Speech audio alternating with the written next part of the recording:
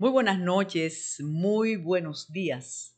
Como saben los amigos de Metrópolis, los invitados, las invitadas que nosotros siempre decimos, porque este programa además se transmite sábado a las 8 de la mañana y los lunes a las 6. Un saludo muy especial a Luisa de Peña Díaz, la directora del Museo Memorial de la Resistencia Dominicana, que siempre nos da ese saludo, y a todo el equipo de aquí, porque es una de las invitadas frecuentes y tenemos mucho tiempo que no conversamos con ella. Bueno, ya el tiempo ha dicho, el tiempo ha dictado que vamos a volver a la normalidad, una normalidad oficial, estatal, luego que el presidente de la República no solicitara más estado de emergencia y que a partir del lunes ya podremos vivir como en antes. Pero tendremos los detalles en otro segmento de Metrópolis. Vamos a agradecer, como siempre, a todas las personas que colaboran para que Metrópolis sea posible, a todos nuestros patrocinadores, a todos nuestros invitados y a ese equipo estupendo que tenemos aquí en el canal AME 47. Es importante decirle al equipo que nuestras amigas de Curinde quedaron muy satisfechas con el programa que hicimos la semana pasada y que prometimos una segunda parte, porque la verdad que aprendimos muchísimo y vimos el entusiasmo que hay tan cerca de nosotros, como es en Curazao, para que podamos de verdad establecer relaciones, fortalecer el comercio, el intercambio y poder visitar de manera frecuente y productiva la zona franca allá en Curazao. Decíamos desde que comenzó el diálogo que no teníamos grandes expectativas. Fue un diálogo y aquí hemos ido paso por paso hablando del inicio, del origen, de las expectativas del diálogo a partir del día 18 de agosto, cuando el presidente en un discurso, digo siempre inolvidable por el escenario, fue aquel discurso, Smerling y Carlos, que se hizo, Carlos Polanco aquí en la planta, que se hizo desde las escalinatas del Palacio Nacional. Ahí el presidente habló de un diálogo para tratar de discutir las reformas que él quiere y que él tiene como propuestas para este periodo, este primer periodo de gobierno, y para que de verdad, como dijo en una entrevista en el medio en el multimedio del Caribe, que él quiere ser recordado como el presidente reformador. Entonces hablábamos de esa idea estupenda, pero también de la situación con la oposición inexistente y con un grupo partidista que fue desplazado del poder, pero que no ha habido cordialidad, sino por el contrario, mucha crudeza en la crítica y en el debate, pero el presidente quería diálogo. Discutíamos entonces cuáles fuerzas políticas se iban a presentar al mismo y si iban a presentarse los liderazgos de esas fuerzas políticas. Entonces planteamos, y así lo escribimos, que teníamos el lujo de tener 3 expresidentes de la República vivos, activos y viables. Es un fenómeno que no habíamos tenido y que, por ejemplo, mi generación, y ahí comprometí a Tayana, que va después que yo, pero mucho después que yo, nosotros vimos la última colita del Trujillato, los 12 años con Joaquín Balaguer sin posibilidad de cambio. Crecimos, fue una adolescencia con Joaquín Balaguer.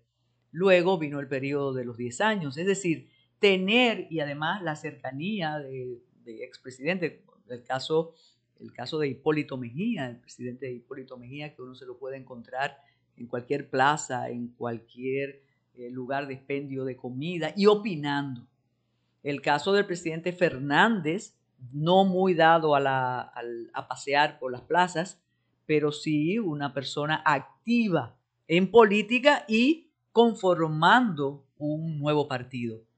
El caso del expresidente 2 veces, Danilo Medina Sánchez, prácticamente al margen de lo que está ocurriendo en el país, dedicado fundamentalmente como presidente del PLD a tratar de renovar y fortalecer su organización, pero muy, muy conturbado, nos imaginamos, por lo que está ocurriendo con familiares más que cercanos, porque se trata de un hermano y de una hermana sometidos a la acción de la justicia. Pero están los tres, independientemente de esas características. Pensábamos que el presidente Luis Abinader, que se caracteriza por ser abierto, por tratar de tener avenencia con todos los sectores, pensábamos que iba a convocar a esas personas. No lo hizo.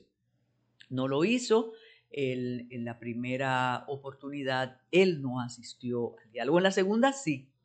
En la segunda sí, y fue todo se centró en la presencia de él, en el liderazgo de él, y ahí es como que uno ve que no son tan fieros los leones como los pintan. No me refiero al león Leonel Fernández, sino que todos estos señores de la política nuestra, presidentes de partidos, presidentes no había, secretarios y dirigentes de los distintos partidos políticos, frente al presidente, bueno, reverencia absoluta.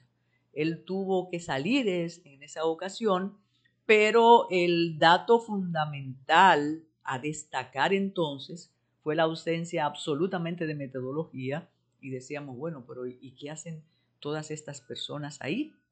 Sobre todo, y volviendo a la discusión de la pertinencia del diálogo, que existe un poder legislativo donde se deben discutir las reformas y los cambios en las leyes, y el presidente ha querido que se traslade al diálogo en el Consejo, o dirigido y controlado, regido por el Consejo Económico y Social.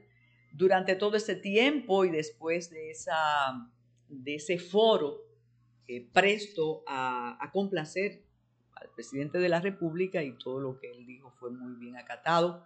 Ahí fue donde él expuso, o cuando él expuso, las reformas que quería, pero siempre como esbozo, no definiéndolas. Reiterada la posibilidad de independencia del Ministerio Público, el cambio del Consejo Nacional de la Magistratura, la creación de un ministro de Justicia, de un fiscal general, pero no cómo hacerlo. Y naturalmente la posibilidad de una reforma a la Constitución de la República.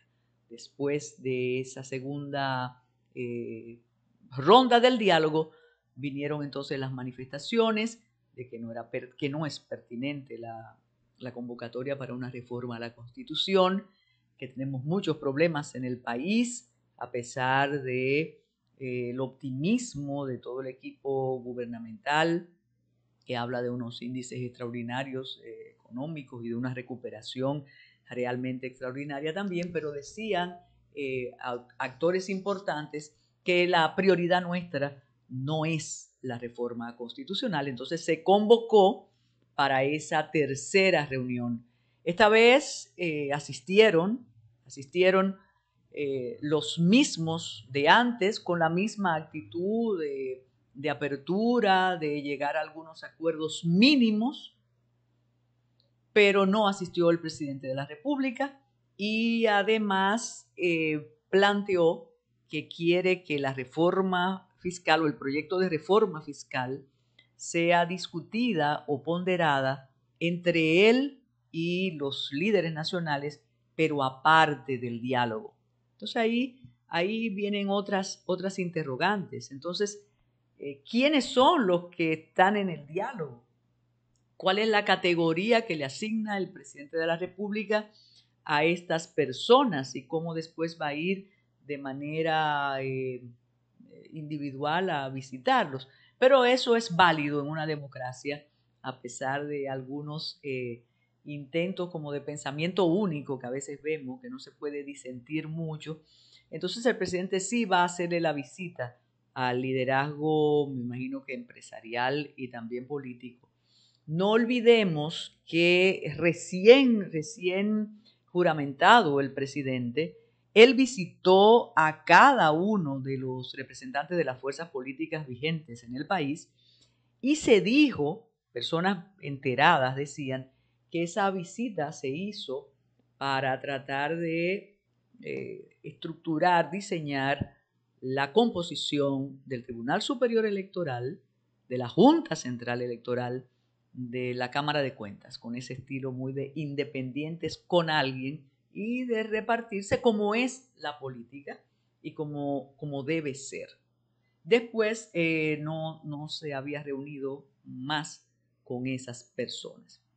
El relato de esa reunión da cuenta que hubo algunas diferencias en cuanto al sistema de votación. Los partidos minoritarios reclaman un voto igual que los demás y ahí de nuevo adviene otra vez la eterna discusión de qué te validan, para qué sirve la votación en las elecciones, qué categoría, qué autoridad te asignan los votos si tú vas a tener igualdad de condiciones con las fuerzas mayoritarias en la República Dominicana.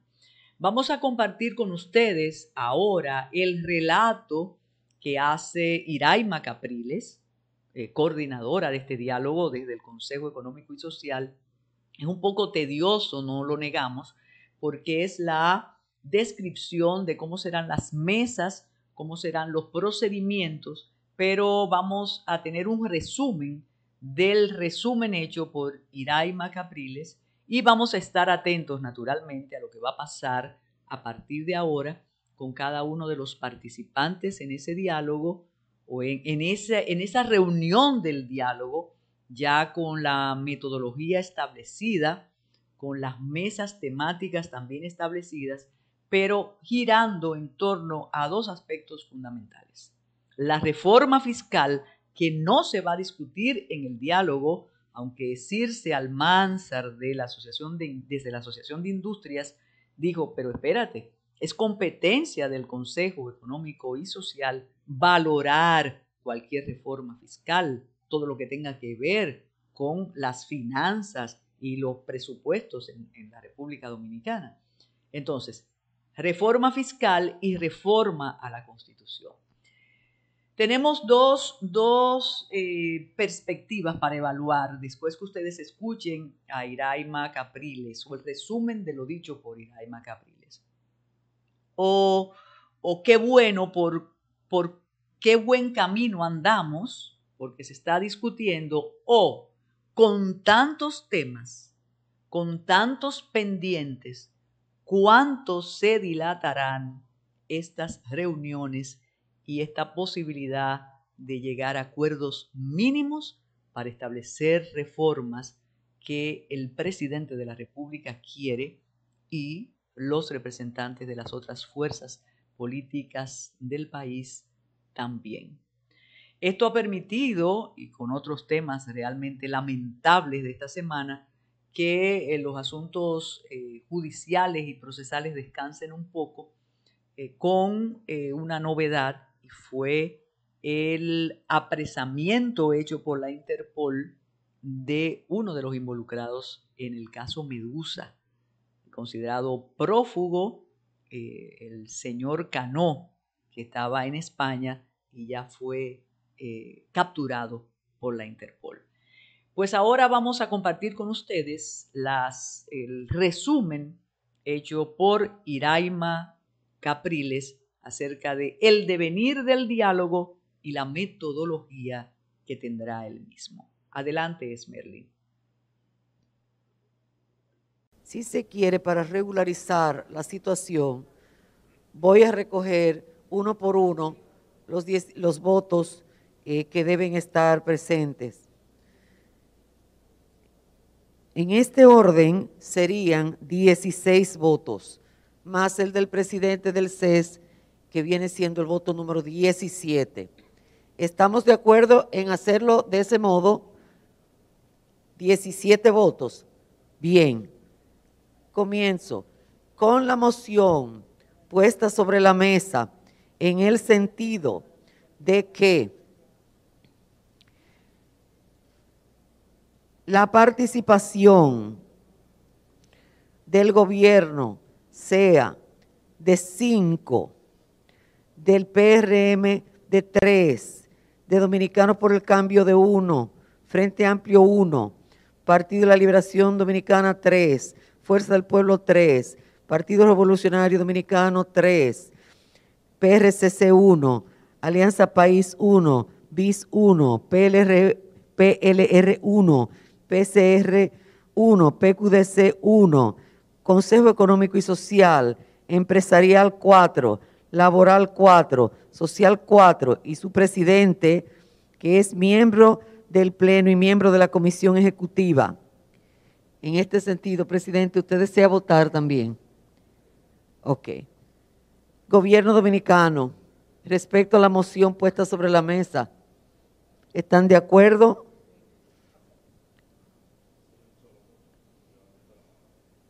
Partido Revolucionario Moderno. Partido Dominicano por el Cambio. Partido Frente Amplio. No de acuerdo.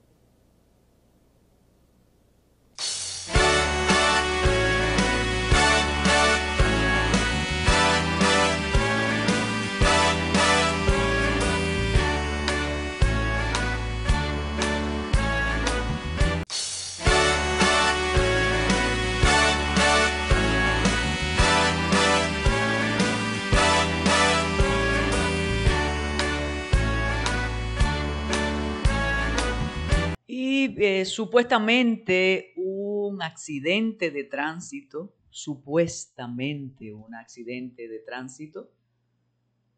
provocó una tragedia que cada vez que uno vuelve y conoce los detalles, vuelve y revisa los acontecimientos, los pasos, el proceso, piensa que nunca debió ocurrir.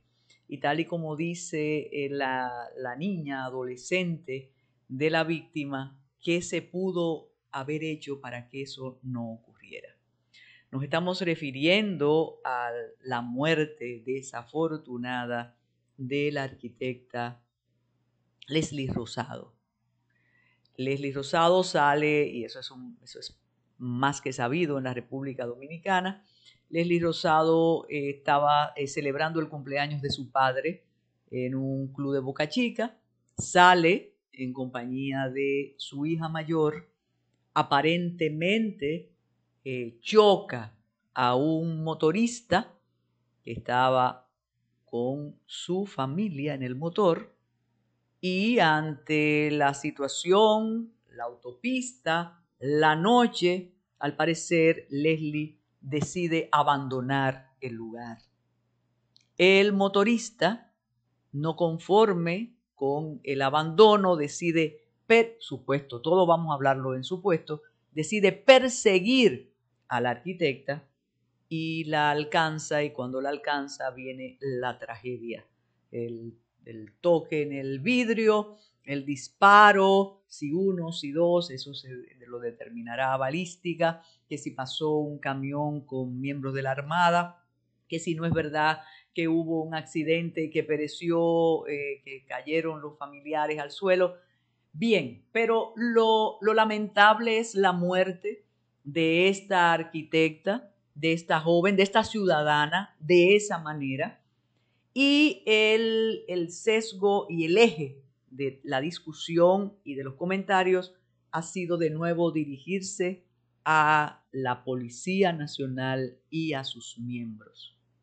Es un tema recurrente, es un tema que aquí lo hemos discutido desde hace mucho tiempo, incluso con el buen amigo Daniel Pou, experto en estos menesteres, en seguridad, y además un integrante de la comisión designada por el presidente de la República después de la tragedia de Villa Altagracia para analizar las leyes que pautan el funcionamiento de la policía, para dictar los reglamentos, para buscarle la solución a una policía desacreditada.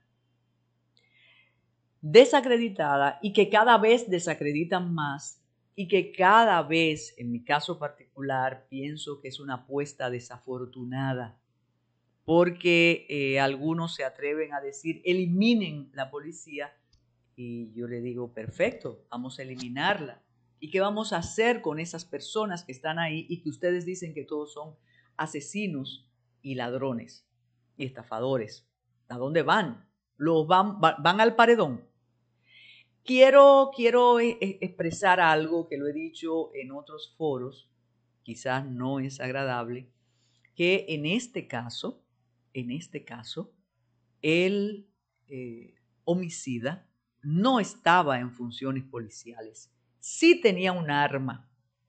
En medio de todo el entusiasmo porque estamos controlando el uso de armas, porque están entregando armas de manera voluntaria, él sí tenía un arma en su condición de cabo, que también se ha discutido si no es pertinente que dejen las armas en los cuarteles. Un ex jefe de la policía dijo de manera contundente, no, porque si te llaman a un servicio, tú tienes que tener el arma. Bueno, pero en este caso, no es el caso de Villa Altagracia, que fue una patrulla que abordó a la pareja.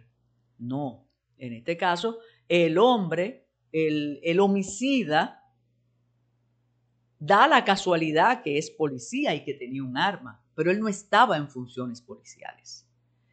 Tenemos que subrayar para ir manteniendo el equilibrio que casos como ese ocurren de manera cotidiana en nuestros barrios, en las zonas marginales, con policías, en los famosos intercambios de disparos, en los famosos abusos policiales. Pero yo creo que es importantísimo que los mejores expertos analicen ya no el asunto de la reforma policial, que al parecer va muy adelantada, sino esta campaña de continuar con el descrédito de la policía que imagino que tiene que tener consecuencias muy delicadas en el cuerpo policial, porque todos los días estamos diciendo que esa gente no sirve, que esa gente son unos asesinos, que esa gente es una escoria. Lamentable, terrible ese caso, no es aislado. Quien quiera mirar para otro sitio que lo haga, pero esta es una sociedad cada vez más violenta. No solamente la violencia la ejercen y tienen el patrimonio de ella los agentes policiales. Y para prueba, lo que ocurrió con la jovencita, la adolescente, lo que pasa es que cuando tú sabes que está embarazada, tú dices, bueno, ya no es niña, ya es una adolescente, con la jovencita Ninosca Polanco, víctima de su expareja, que la mató embarazada, como decía un articulista de una manera bastante estremecedora. Tenía dos problemas: estaba embarazada, siendo menor de edad, y además víctima, una muerta. Ese es el asunto. Y en este caso, reitero, no había mediado uniforme, ahí no hay asunto policial. Entonces, ¿qué tenemos que pensar y repensar? Que sí es urgente la reforma a la policía. Claro que sí, pero eso es una consecuencia de cómo estamos viviendo, porque las personas que integran el cuerpo policial no son alienígenas, son dominicanos y dominicanas, forjados aquí, en el medio violento, y actúan en consecuencia. Hay decenas de especulaciones. Él hablará, seguirá hablando. Apareció en el decurso de la semana el motorista que transportó al homicida hasta el lugar donde estaba la víctima. Él dijo que él cedió con C, porque el homicida tenía un arma y que él no iba a hacer otra cosa. Creo que su situación es delicada, se considera cómplice. Hay otro motorista que fue el que transportó al homicida con el cadáver al hospital. De modo que eso ha sido es una situación que nos estremece, plantea y ratifica la inseguridad ciudadana, independientemente del optimismo y de los planes que tenga el ministro de Interior.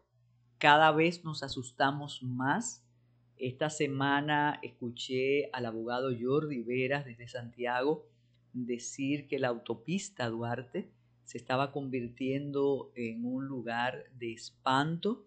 Volvió a relatar aquello que creíamos que ocurrió en una ocasión y que creíamos descartado, que es las pedreas en Villa Altagracia, con todo las consecuencias de accidentes, de robos, de homicidios que ocurren. Mientras esto sucede, se rasgan las vestiduras algunos, tratando de evadir el bulto y decir que solo hay violencia en la Policía Nacional, y eso no es así. En el caso de la arquitecta Rosado, tanto la primera dama de la República, Raquel Arbaje, como el presidente manifestaron su indignación y su dolor. Vamos a ver las palabras, las declaraciones del presidente en la funeraria.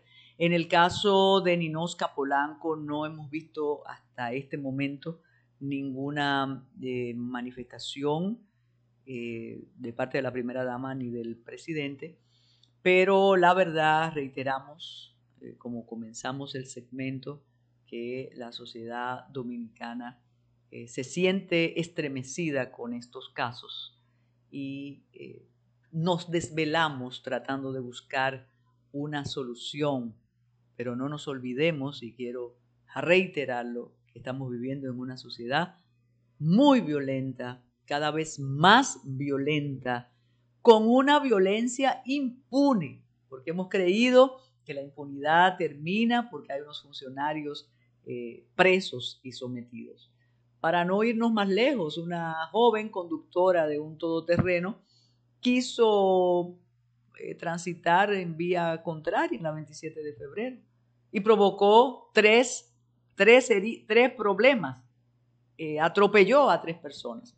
Se buscó, no se buscó, ya tiene una garantía económica, pero oigan la mezcla, hacemos lo que nos da la gana, porque no hay consecuencias. Entonces, paz a las familias de estas personas muertas, y tratar de que entre todos querramos cambiar esas actitudes que en cualquier momento pueden revertirse en contra de cada uno de nosotros.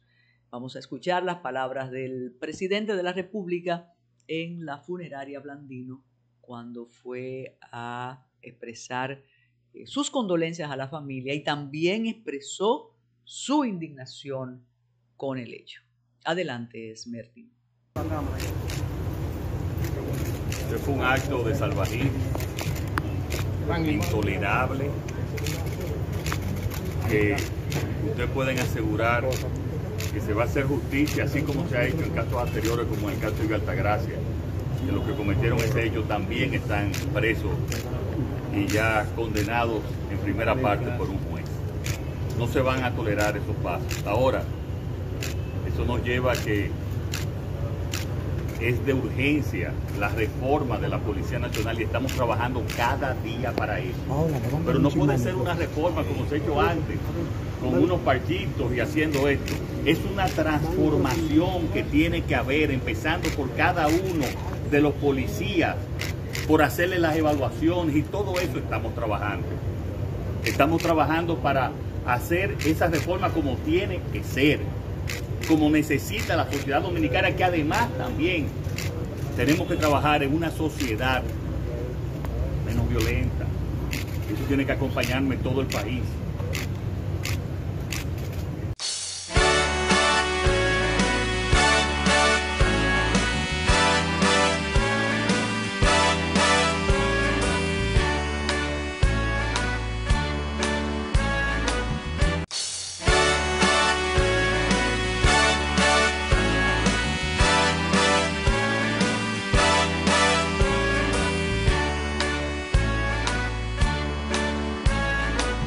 Bueno, en este segmento, y no para eludir la situación, no, pero en este segmento vamos a enviarle un saludo muy especial a JM Hidalgo. JM Hidalgo, imagínense, parte de la familia AME, Canal 47, hombre del autódromo, de dirigir emisoras del grupo de comunicaciones López.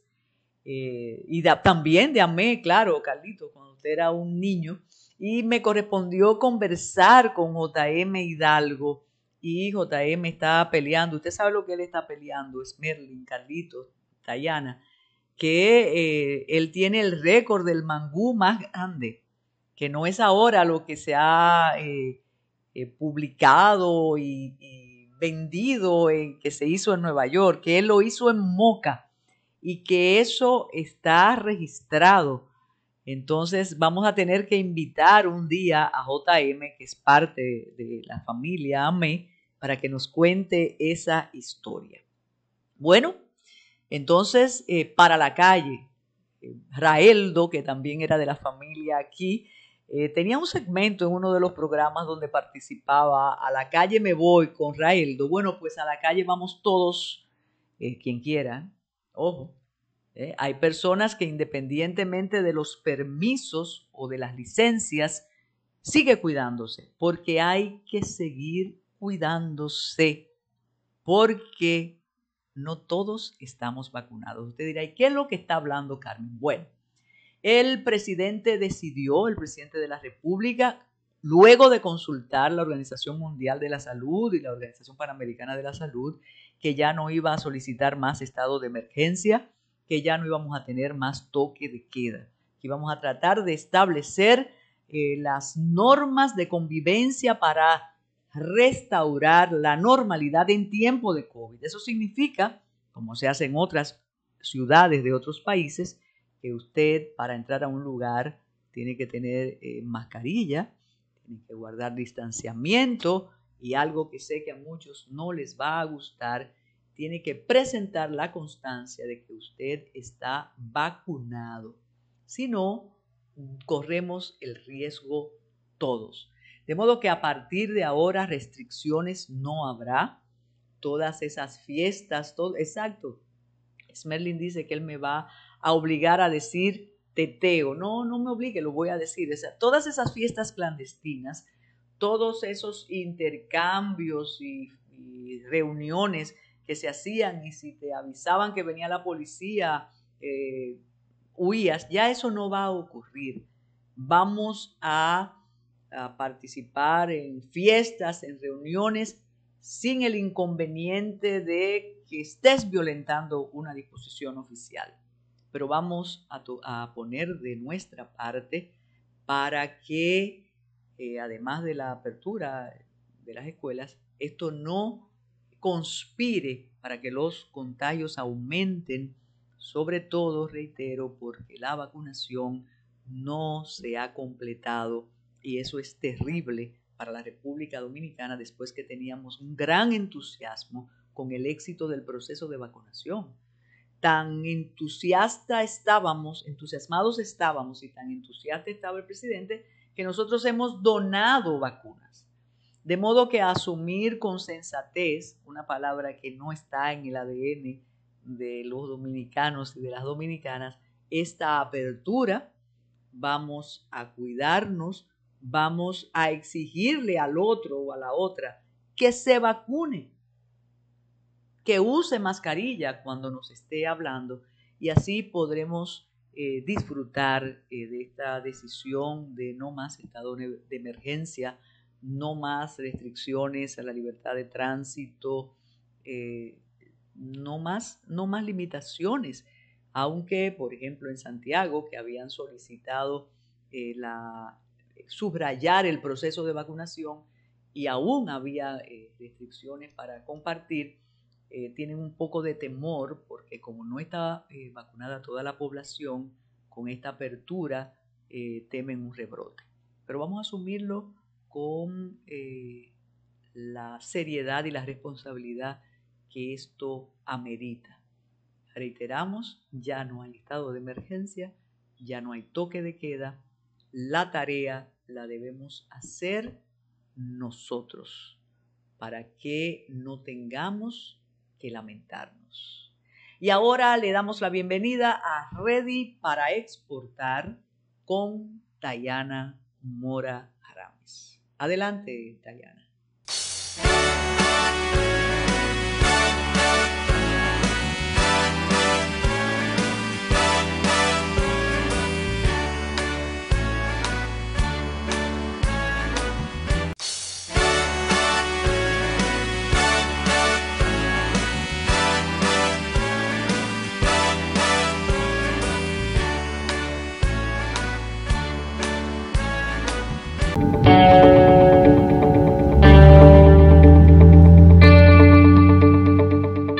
Muy buenas amigos de Ready para Exportar y de Metrópolis. Estamos aquí con otro invitado de lujo.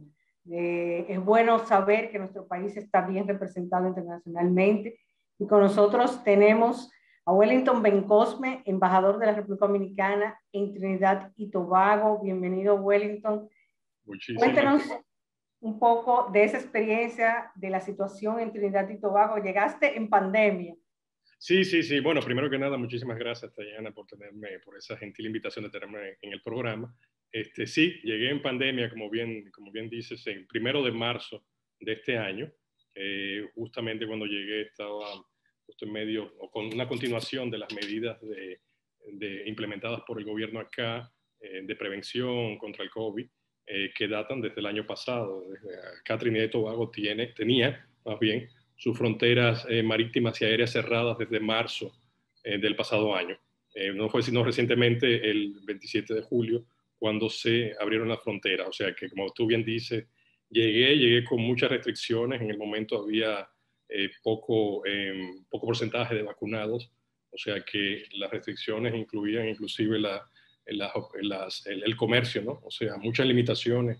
En aquel entonces, básicamente, limitados a supermercados, farmacias y demás, pero nuevamente optimista porque han mejorado la situación precisamente producto del nivel de vacunación ahora. Sí, Trinidad y Tobago es uno de nuestros principales mercados en el área del Caribe en términos de exportaciones es Jamaica, pero luego sigue Trinidad y Tobago y en términos de importaciones también.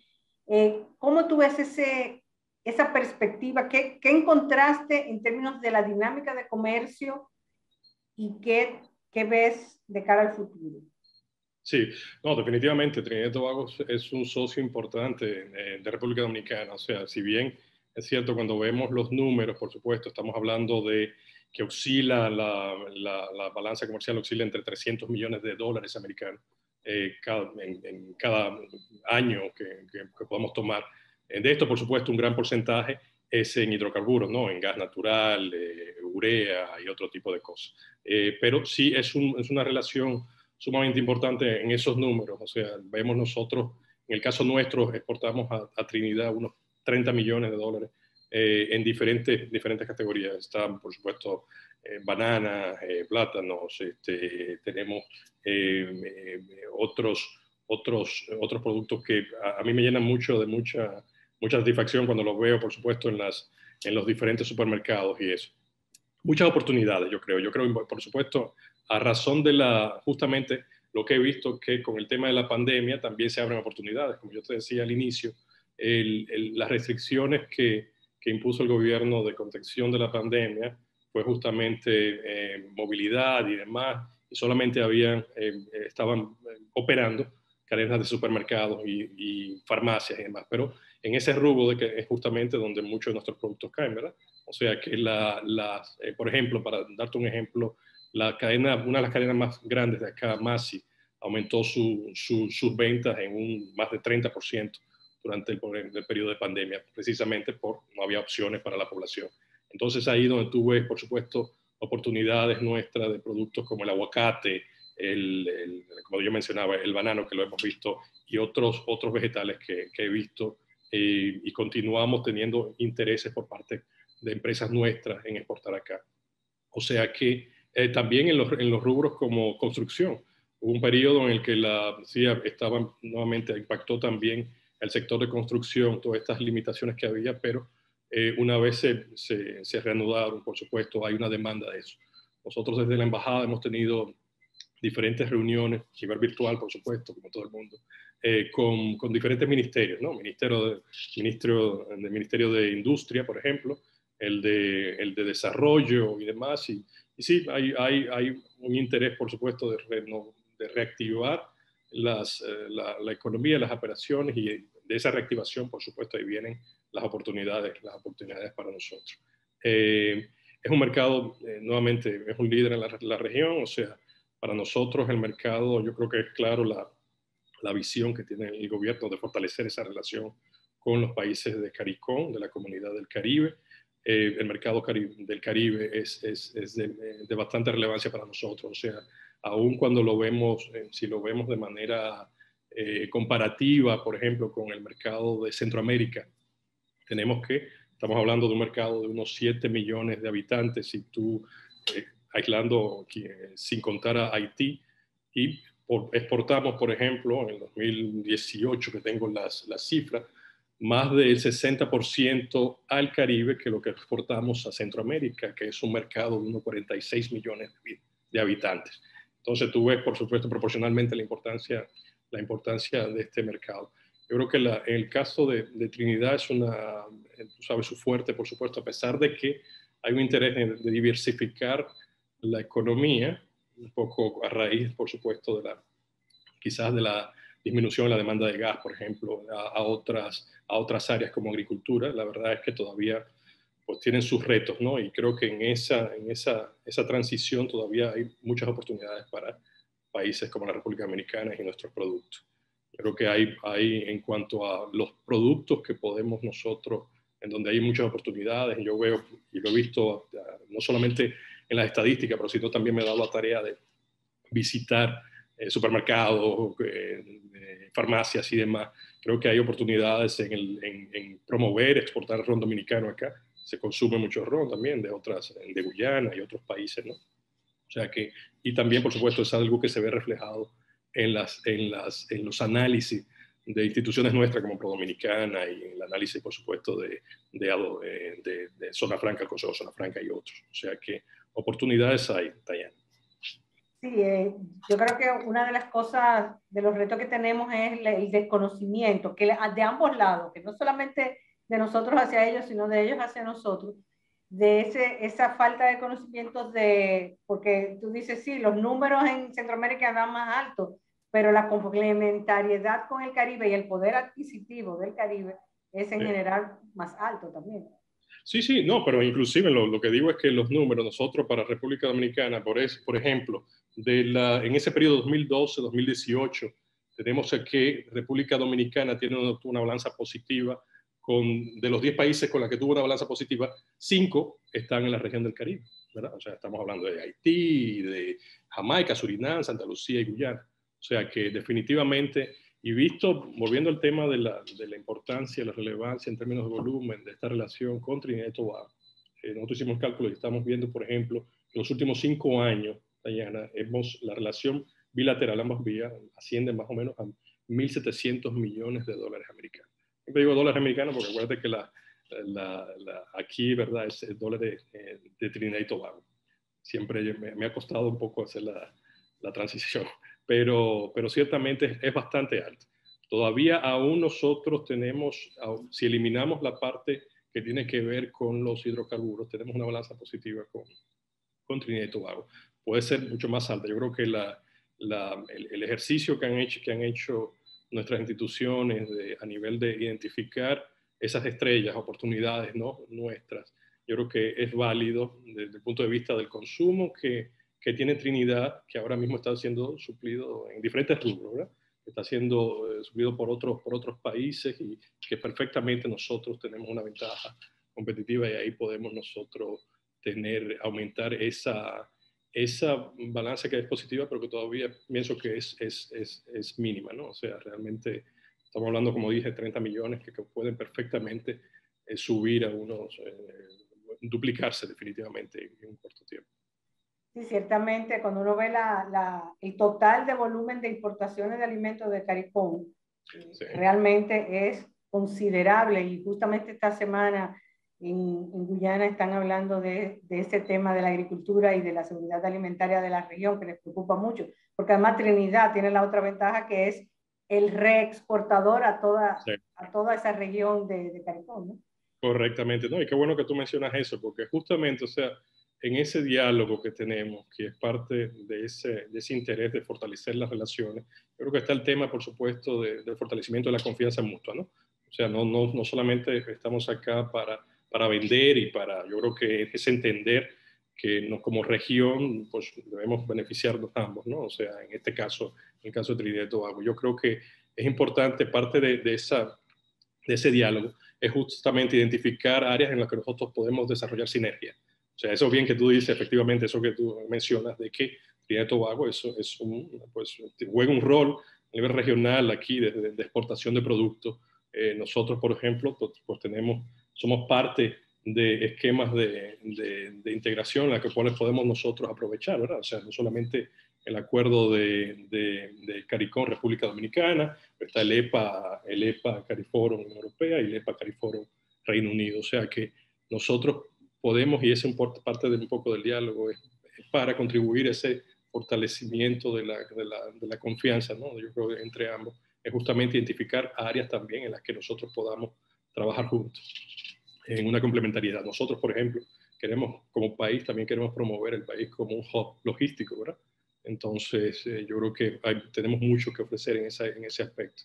El tema de servicios acá, que es bastante demandado también, o sea, hay muchas áreas en las que sí, y en ese análisis nosotros, por supuesto, estamos monitoreando ese proceso de diversificación interna acá, para ver también dónde hay oportunidades, ¿verdad? Porque si ciertamente no podemos competir en las áreas de hidrocarburos, que ciertamente cuando en ese proceso interno de evaluación de hacia dónde se dirigen, pues ahí también se dan oportunidades. Bueno, también Trinidad tiene un sector privado muy dinámico, producción de industria, sus cámaras de comercios, que han estado siempre muy activos, ¿no? Sí, sí, precisamente, ¿no? Y desde marzo hasta ahora, bueno, y dicho sea paso, agradezco de manera personal a ti, Dayana. Yo sé que antes de venir acá al país, pues nos reunimos y me diste algunas ideas para entender mejor el país, ¿no? Hemos estado reuniendo con diferentes cámaras de comercio, tanto las más grandes, ¿verdad?, como de TTMA, como pequeñas, más de algunas de las regiones y eso. Y es importante, sí, nuevamente, como te digo, siempre con la visión también de ver oportunidades conjuntas, ¿verdad? O sea, si bien nosotros, por supuesto, estamos acá para promover nuestros productos y inversión, por supuesto, también que sea de dos vías, ¿no?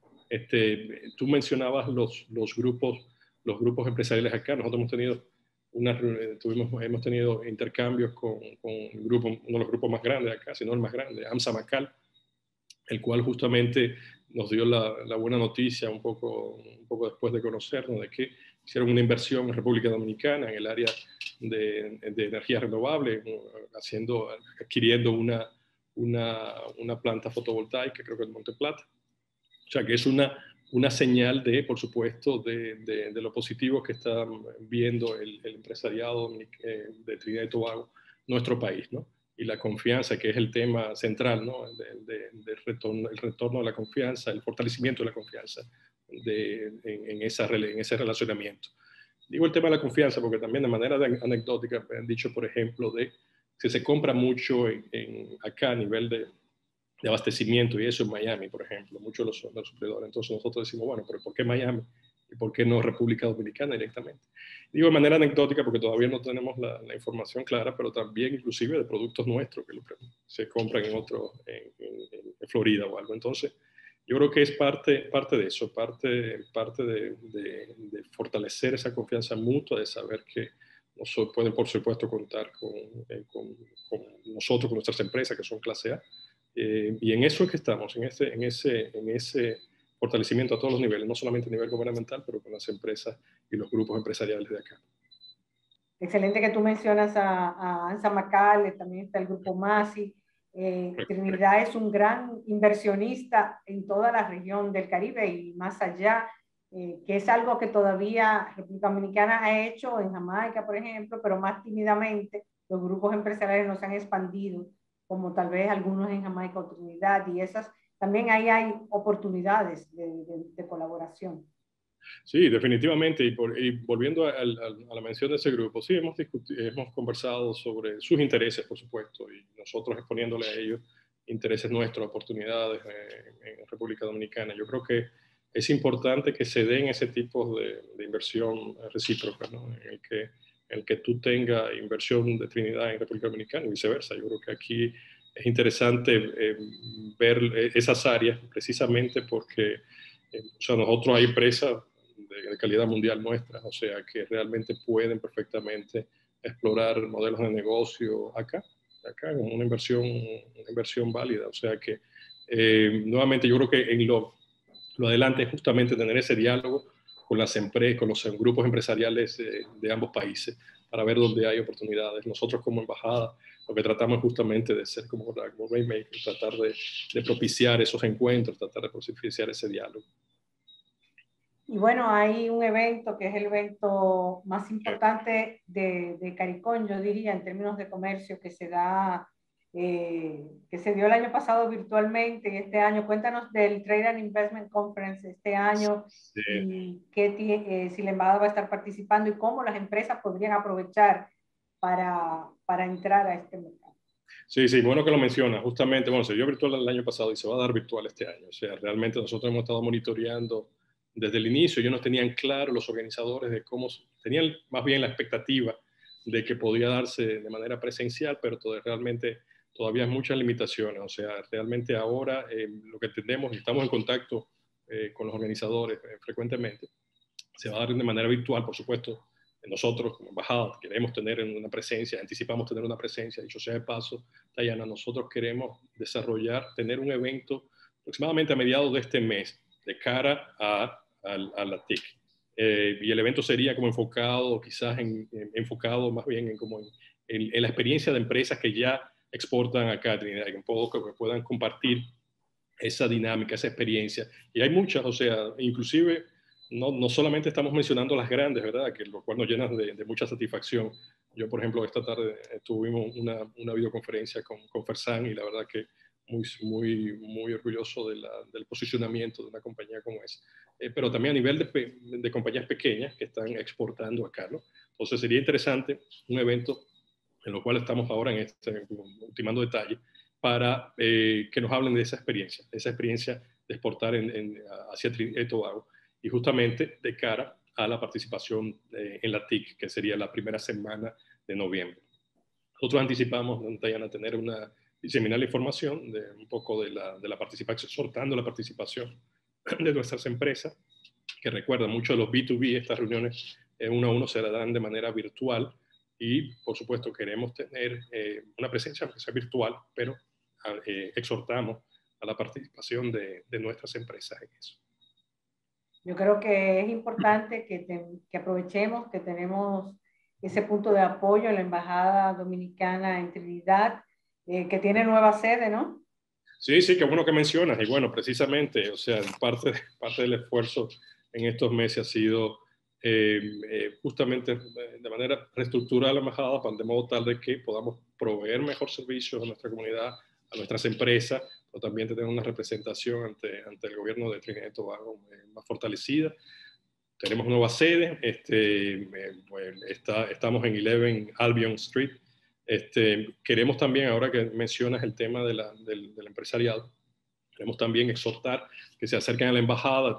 Tenemos en la embajada, dicho sea de paso, espacio que hemos un poco anticipado para proveerles a las empresas que necesitan en algún momento dado venir a Trinidad y tener un espacio de reuniones. También pueden acercarse a la embajada y contar con ese espacio y apoyo, todo el apoyo que podemos darle. Somos un grupo pequeño, pero realmente tratamos de ser lo más proactivo posible.